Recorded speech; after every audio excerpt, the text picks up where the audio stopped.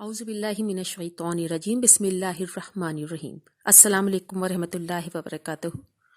آج میں آپ کو بخاری کی حدیث نمبر 5057 اور 5058 کے حوالے سے ایک حدیث پیش کروں گی، جس میں رسول اللہ صلی اللہ علیہ وآلہ وسلم نے ایسے لوگوں کا ذکر کیا ہے کہ جو بہترین نماز ادا کریں گے، بہترین طریقے سے روزے بھی رکھیں گے، اور اس کے علاوہ ان کی تلاوت بھی شاندار ہوگی۔ اس کے باوجود رسول اللہ صلی اللہ علیہ وآلہ وسلم نے ایسے لوگوں کو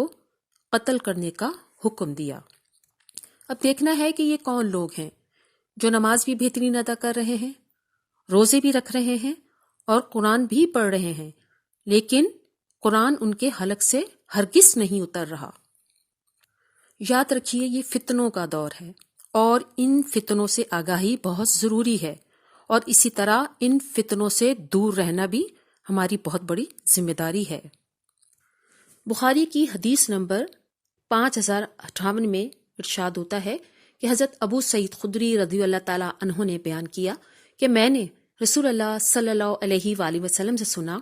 آپ صلی اللہ علیہ وآلہ وسلم نے ارشاد فرمایا کہ تم میں ایک قوم ایسی پیدا ہوگی کہ تم اپنی نماز کو ان کی نماز کے مقابلے میں حقیر سمجھو گے،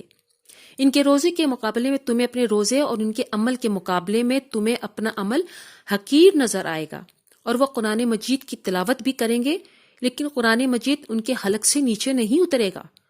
دین سے وہ اس طرح نکل جائیں گے جیسے تیر شکار کو پار کرتے ہوئے نکل جاتا ہے، اور وہ بھی اتنی صفائی کے ساتھ کہ تیر چرانے والا تیر کے پھل میں دیکھتا ہے تو اس میں شکار کے خون وغیرہ کا کوئی اثر نظر نہیں آتا، اس سے اوپر دیکھتا ہے وہاں بھی کچھ نظر نہیں آتا، تیر کے پر کو دیکھتا ہے اور وہاں بھی اسے کچھ نظر نہیں آتا، بس اسے کسی قسم کا شبہ گزرتا ہے۔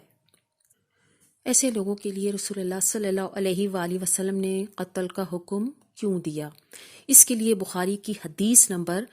5057 میں ارشاد ہے کہ حضرت علی رضی اللہ تعالیٰ عنہ نے بیان کیا کہ میں نے نبی کریم صلی اللہ علیہ وآلہ وسلم سے سنا کہ نبی کریم صلی اللہ علیہ وآلہ وسلم نے ارشاد فرمایا کہ آخری زمانے میں ایک قوم پیدا ہوگی، نوجوانوں کی اور کم عقلوں کی۔ یہ لوگ ایسا بہترین کلام پڑھیں گے جو بہترین خلق کا پیغمبر کا ہوگا، یا ایسا کلام پڑھیں گے جو سارے خلق کے کاموں سے افضل ہوگا، یعنی کہ حدیث یا آیت پڑھیں گے یا اس سے کوئی سند لائیں گے، لیکن اسلام سے وہ اس طرح نکل جائیں گے جیسے تیر شکار کو پار کر کے نکل جاتا ہے۔ ان کا ایمان ان کے حلق سے نیچے نہیں اترے گا، تم انہیں جہاں بھی پاؤ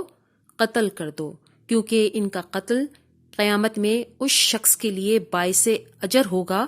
جو انہیں قتل کر دے گا۔